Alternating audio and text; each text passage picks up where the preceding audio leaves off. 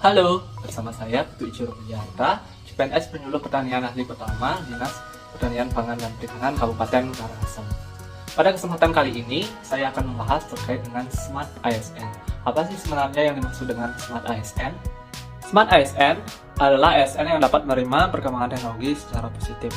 Nah, di sini ASN harus dapat adaptif terhadap perkembangan dan perubahan teknologi untuk menunjang kinerjanya, baik itu untuk lebih cepat, untuk lebih akurat, dan juga efisien.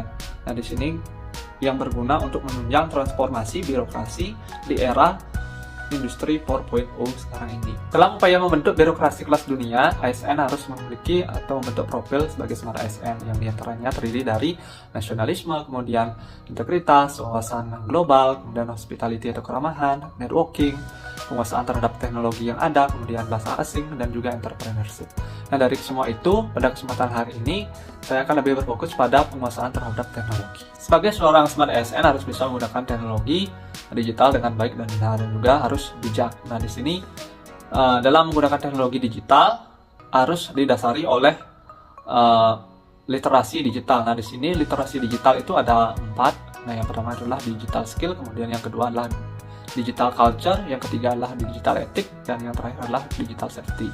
Digital safety merupakan upaya atau aktivitas yang bertujuan mengamankan perangkat digital kita, baik itu menggunakan password atau fingerprint. Digital skill adalah kemampuan menggunakan perangkat keras digital, baik itu laptop, HP, dan PC. Kemudian, kemampuan dalam menggunakan mesin telusur search engine dalam mencari informasi dan data, memasukkan kata kunci, dan memilah berita yang benar. Dalam hal ini, dalam kita menggunakan media digital, kita harus menggunakan password untuk melindungi data pribadi kita. Hal ini tergolong termasuk dalam digital safety. Etika digital merupakan kemampuan seorang ASN dalam menyadari, menyesuaikan diri, dan juga menerapkan etika digital. Contoh dari etika digital adalah berkomentar dengan baik dan santun, tidak menyebarkan berita bohong, dan tidak menyebarkan paham-paham radikalisme. Ketika kita sudah paham mengenai apa saja yang termasuk dalam paham-paham radikalisme dan juga hal-hal negatif lainnya, maka kita sudah paham arti dari digital culture. Karena pada digital culture, kita sudah bisa membedakan informasi mana saja yang tidak sejalan dengan nilai-nilai Pancasila.